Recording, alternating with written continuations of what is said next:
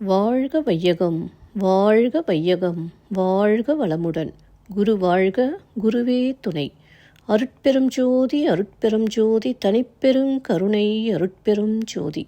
எல்லா உயிர்களும் இன்புற்று வாழ்க, வள்ளல் மலரடி வாழ்க வாழ்க. வாழ்க வளமுடன். ஆன்மநேய அன்பர்கள் அனைவருக்கும் என் அன்பான வணக்கத்தை தெரிவித்துக் கொள்கிறேன்.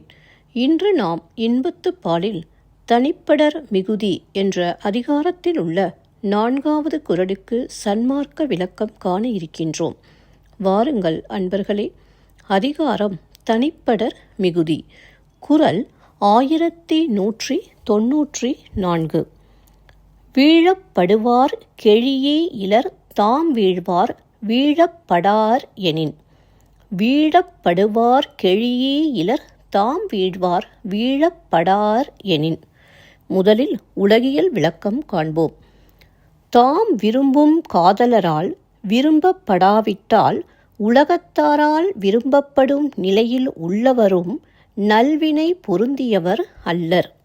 இப்பொழுது சன்மார்க்க விளக்கத்தை காண்போம்.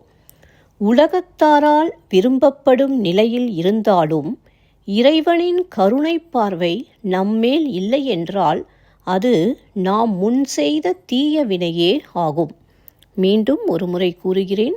உலகத்தாரால் விரும்பப்படும் நிலையில் இருந்தாலும் இறைவனின் கருணை பார்வை நம்மேல் இல்லையென்றால் அது நாம் முன் செய்த தீய வினையே ஆகும். நன்றி அன்பர்களே. மீண்டும் அடுத்த பதிவில் உங்களை சந்திக்கும் வரை உங்களிடம் இருந்து விடைபெறுவது திருமதி பாரதி சேகர். வாழ்க வளமுடன்.